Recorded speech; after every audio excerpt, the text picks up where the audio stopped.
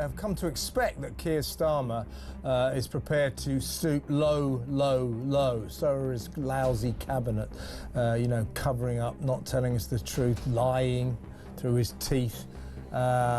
And today, though, I think he's probably stooped to his lowest point so far by attacking democracy. So we've got the local elections coming up in May, 29 local elections. Then everybody knows that Labour are going to get what Barack Obama once called a shellac. Britain deserves a government ready to take tough decisions, give our public services an immediate cash injection, stick to fiscal rules without complaint, fight for the living standards of working people and deliver a sustainable plan for growth. Keir Starmer's election gamble has backfired spectacularly, plunging Labour deeper into chaos. MPs are scrambling for answers, torn between believing he's stalling for damage control or recklessly dragging the party into collapse. Truth is, Starmer's out of time. Public anger is boiling over, his party is fracturing, and the scandal storm only grows louder. Thank you. Tonight, the Prime Minister has finally announced the next general election, a moment the country needs and has been waiting for, and where, by the force of our democracy, power returns to you. A chance to change for the better your future, your community, your country. Now, Starmer thought seizing control of the election timeline would calm the waters, flip the script, silence critics and give Labour a fighting chance. Instead, it lit a match under a political powder keg. The moment the announcement hit headlines, panic spread. Already rattled by the £22 billion sterling scandal, Labour MPs now feel cornered, caught in a war they can't win. The opposition smells blood. The public's fury is rising, and even Starmer's inner circle is starting to bail. His big move didn't bring order, it triggered a meltdown. The betrayal inside Labour is unprecedented. Meanwhile, public anger is hitting a boiling point. Protests are erupting nationwide. In London, crowds outside Downing Street have doubled, demanding Starmer's resignation before election day even arrives. Online, it's no different. Resign Starmer now is everywhere, plastered across banners, trending hashtags and viral petitions collecting hundreds of thousands of signatures in a matter of days. They get hammered, and Reform UK was set to do extremely well. Well, guess what? What's Starmer's approach to that? Let's cancel democracy. So he's cancelled 13 of these local elections. Some old drivel about, oh, well, the borders are changing, so we'll have to do these later. No. He is terrified of how bad it is going to look when Labour lose all of these seats, all of these. Despite the chaos, Starmer is still acting like he's got everything under control. But behind the scenes, it's unravelling fast. His election announcement was supposed to reset the narrative. Instead, it's opened the floodgates. The £22 billion sterling scandal is no longer just political. It's now criminal. Independent watchdogs and the National Audit Office have launched full-scale investigations, and they're closing in. What started as financial mismanagement has snowballed into a potential corruption case. If investigators trace the missing billions back to Starmer's administration, the fallout could be catastrophic. Criminal charges aren't just possible, they're now on the table. And Starmer's not the only one at risk. Senior figures in his government are being named. The scandal has grown beyond damage control. It's a legal bomb ticking louder by the day. For Labour, this is a political nightmare, an election campaign led by a man under the shadow of a criminal investigation. Inside the party, alarm bells are ringing. Senior figures are in full-blown crisis mode, and some are done whispering behind closed doors. They're now openly considering a dramatic move, removing Starmer before election day. The fear is simple. If he stays, Labour could face one of its worst defeats in modern history.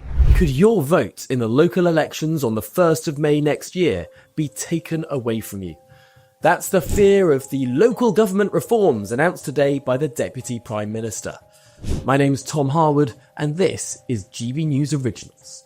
Now, everyone accepts that the situation and the patchwork of local government, in England in particular, and the UK as a whole, is a mess. A no-confident vote is gaining traction. It would force Starmer out and give Labour a last-minute chance to swap in a new leader. Someone untainted by scandal, someone who might still salvage public trust. But the clock is ticking fast. Every day that passes deepens the divide. And every minute Starmer clings to power, the party's chances of recovery slip further away.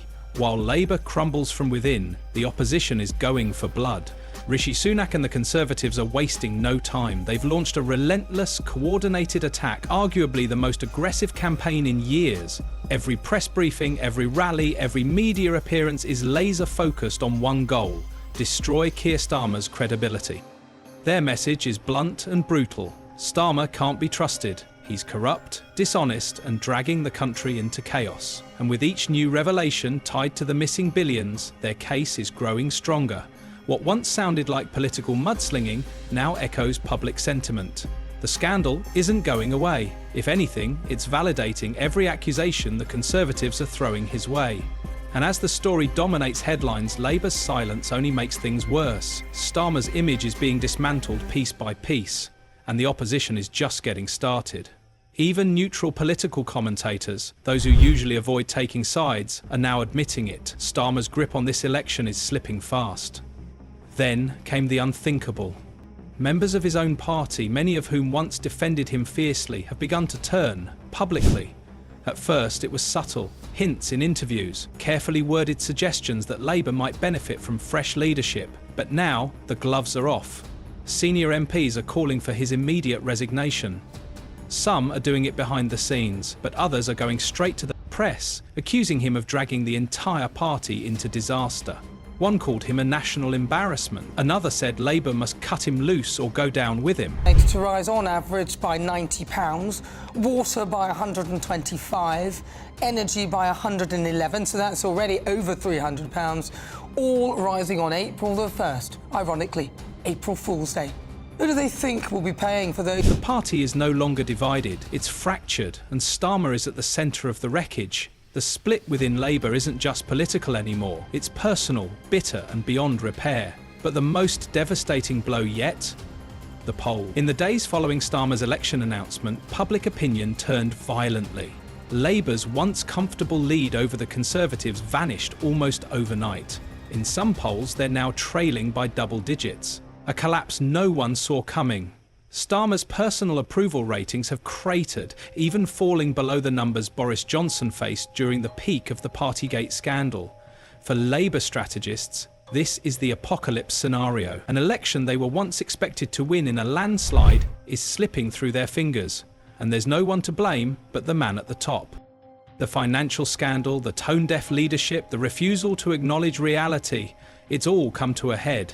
The public is furious. The party is in revolt, and Starmer's leadership, once seen as steady and calculated, now looks like the very thing destroying Labour's chances of survival. Trying to adjust issues around the Representation of the People Act, this is the electoral law element, and of course that's significant because those offences are meant to be registered and investigated within 12 months. So of course now we're talking about different things.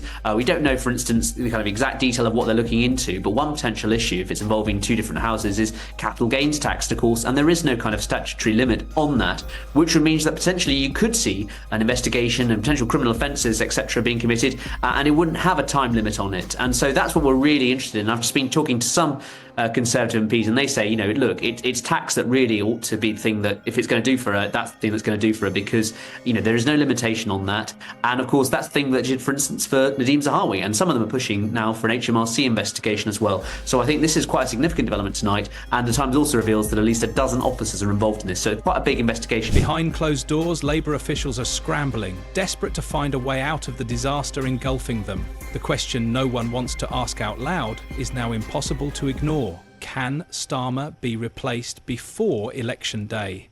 Some say yes, just barely, but the window is closing fast. Others argue the damage is already done. Removing him now could create a fresh wave of chaos, reinforce the image of a party in meltdown, and scare off already wavering voters. Still, for many within Labour, leaving Starmer in charge feels like political suicide. The party is tearing itself apart.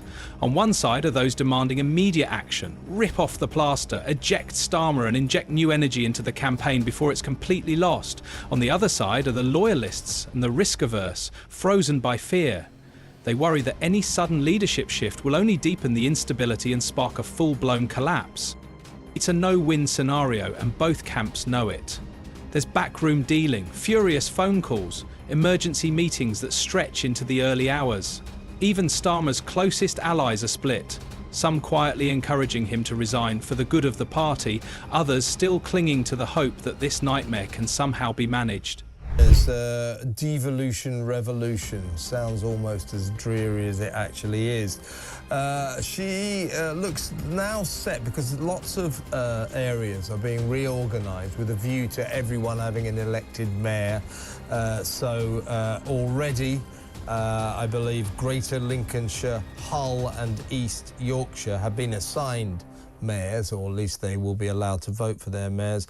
Also up for this are Hampshire, Sussex, Kent, Essex and Cheshire and others, all earmarked to become areas with elected mayors. Now, that's okay, I suppose, although I do worry. I just feel that, you know, the more you devolution sounds great, but the more you devolve, the more you make government local government preside over national government, the more difficult a country becomes to govern. So I wonder whether or not we're going too far down this road.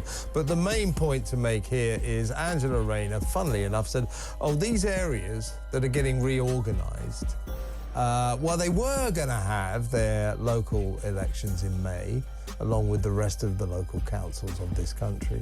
But maybe, you know, maybe they won't have them now while they're in the process of reorganisation. Perhaps if they feel, you know, that this reorganisation will somehow or other make it difficult to have these elections, they should let us know and we won't have those elections. In other words, that's the way Angela Rayner is plotting to get out of the inevitable humiliation that the Labour Party will suffer come May, because they're going to get a shellacking in the local elections. They're going to get humiliated. So what's she trying to do?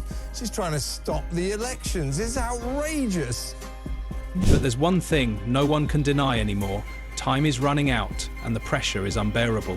And yet, in the middle of this firestorm, Keir Starmer refuses to budge. He's not stepping down. He's not changing course. Instead, he's doubling down, insisting that the media, the opposition, and even critics within his own party are conspiring to bring him down. He claims it's all lies, that Labour is still the best hope for Britain's future, that the voters will see through the chaos and come back to him when it matters most. That's why we are a democracy. In fact, we invented the very concept of parliamentary democracy. And on May the 1st this year, nearly all of the English county council elections are due to give you the opportunity to vote for really important stuff. You know, who runs the roads, the potholes, who's in charge of adult care, who's in charge of children with learning difficulties. This stuff matters. I simply could not believe the rumour when I heard that the Labour government, despite any manifesto commitment, want to completely change the shape of local government. And that is now being used by the Conservative Party, who in fact run most of the county councils, as a reason to cancel the elections. No, I'm not making it up. Over half of the county councils in Britain have said, because these changes are coming, we want the elections cancelled on May the 1st. It looks like about 10 minutes. But the public isn't buying it anymore. His words sound empty, his promises pointless.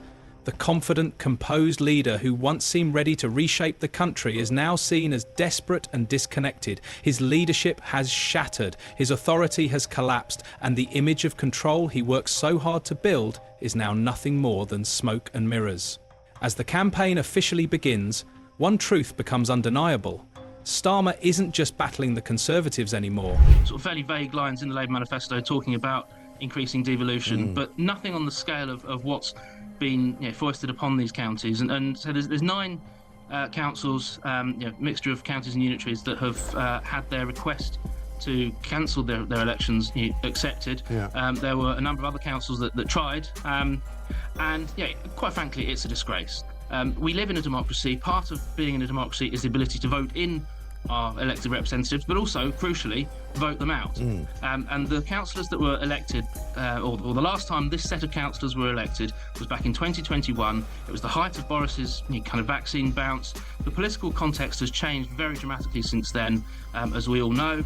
And we think that even if the government and councils want to go ahead with these structural changes, we think these elections should be used as an opportunity for those people who want to carry on those negotiations to get the mandate to deliver the change they want. If you want to take on more powers, then you need to also be held to account for the way that you've exercised the powers you've already had. So in Essex, in Surrey, in Hampshire, Isle of Wight, and Sussex, these councillors are getting away with the ability to hide from their electorate, and that's outrageous. 5.5 million people are being denied their right to vote. And I've been asking about this. He's battling his own party, MPs, cabinet members and strategists who want him gone.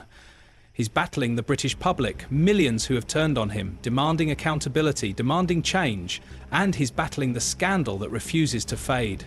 The £22 billion sterling crisis that could not only cost him the election but end his political career entirely. It was supposed to be Starmer's moment, his chance to lead the country and write a new chapter for Labour. Instead, it's turning into the final chapter of his leadership. And unless something changes, and fast, Keir Starmer may go down not just as the man who lost an election, but as the leader who took his party down with him. If you enjoyed this breakdown, like and subscribe to the channel for more updates like this.